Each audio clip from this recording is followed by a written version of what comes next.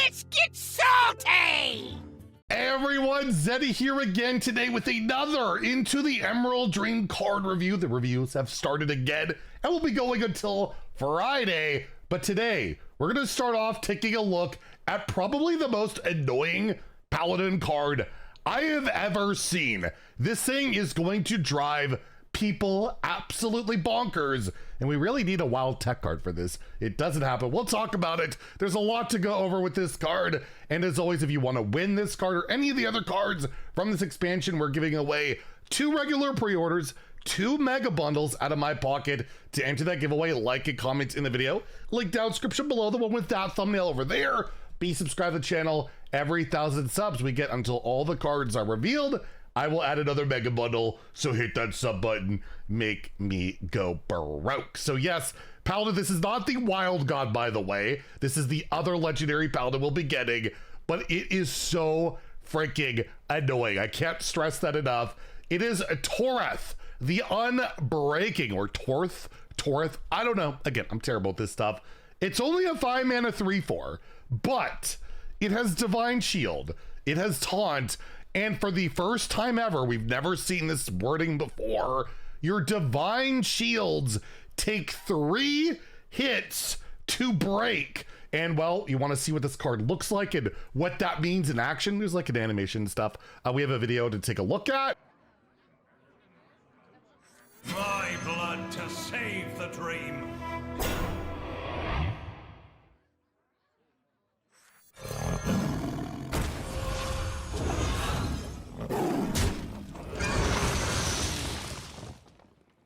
So as you can see, Torth, it'll take multiple hits, multiple damage hits to take the Divine Shield, not only off this card, right? Not only off the card itself, but any other Divine Shield on the board, which is pretty crazy.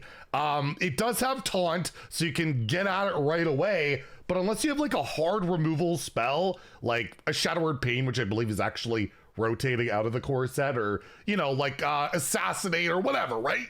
Unless you have like a really hard removal effect, you have to put in 3 hits just to take the Divine Shield off and then hit that minion. That also allows Paladin to attack and like get a ton of value out of any other Divine Shield minion on the board, and there's a lot of decent Divine Shield stuff you can play with this. Currently in standard right now, like just think about like Divine Brew, you can give any minion, your hero, Divine Shield. Does that even work? Does that even work on your own hero?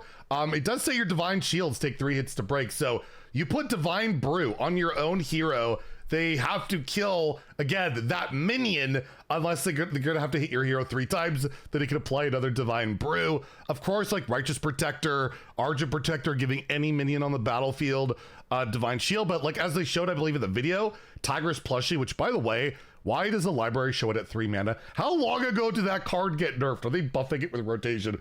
Probably not. But yeah, Tigress Plushie, getting that, both of them, the mini and the regular one, there's a ton of value. And I'm just thinking even like a card like Pipsy Painoof that doesn't have Divine Shield, does this go into like a Pipsy style deck where you have both Divine Shield and Taunt to hit that criteria? So there's like a lot of you know, possibilities with it. And then of course you have your neutrals with Divine Shield. Of course, I might be getting more of this set, but even like the new Flutterwing Guardian, although is Paladin imbuing? I don't even remember if they're an imbue class, but regardless, you got plenty of options out there, and it's just going to be a super annoying effect. I don't think this is just like an annoying card. I think this is going to be a real like meta card in Paladin. I think this is going to go into a lot of decks, not only because like, well, Divine Shield Taunt's fine, but again, 5 mana compared to like, I think there was like an old mech that was 3/4 Divine Shield, just 5 mana. That's all it was. You take a look at all the like the hard removal effects leaving this rotation. We're losing Reno, we're losing Reska, we're losing Yogg, we're losing Amenthul. Like there are a ton of cards that could possibly like, you know, kind of either punish it by like just yoinking it, or that could actually remove it, that are gonna be gone. I feel like this meta coming up, any minion that's really hard to remove is going to be valued a lot more than before. Because currently, all we really have is like Bob and that's it, right? Like, other than Bob yoiking a minion, there's not a ton of options other than like a Twisting Nether. Although even Twisting Nether is leaving. You gotta use Black Hole to board clear like that. Like, there's not a ton of options. So this card's gonna be pretty resilient. And again, it makes all other Divine Shields really resilient. And there's just a lot going on with this. I feel like it might not look like the sexiest card in the world, but I think this is going to be close to an auto include, not only in like aggressive decks that want stuff to stick around, but defensive decks that want to stay alive, right? It kind of accomplishes both of those things. The main downside of the card, honestly, is that it has taunt, right? If you could protect this, put this behind a taunt, that would be absolutely nuts, right?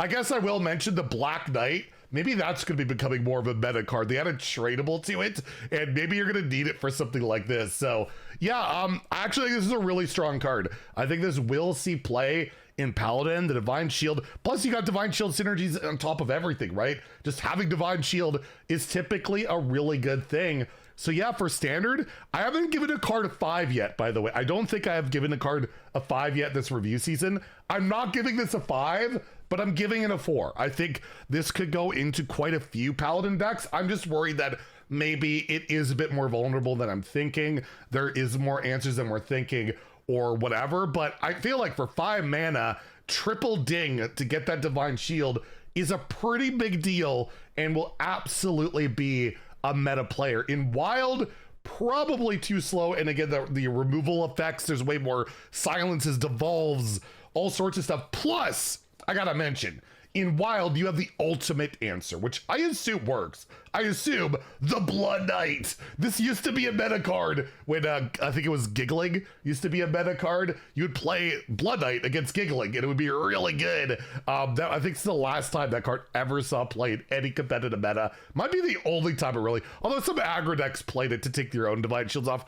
Regardless, yeah, you got the Blood Knight in Wild, but Wild's a lot more fast, cutthroat. Maybe a Highlander Paladin in Wild, right? Where it kind of gives me that Amethyst vibe of just making things really hard to remove, really annoying. But yeah, I gotta give it a 2.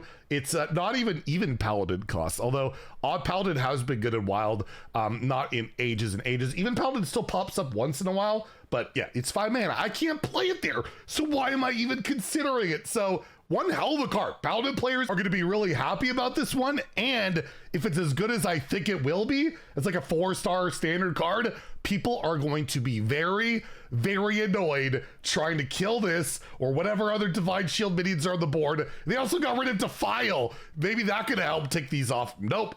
All that stuff. It's going to be pretty darn sticky on that board. So yeah, let me know what you think about this card in the comments down below. There are a ton of cards being revealed in like 2 hours. It's another neutral dump, so stay tuned for that. If you enjoyed the video, please like and subscribe. Have a great day and stay salty, my friends.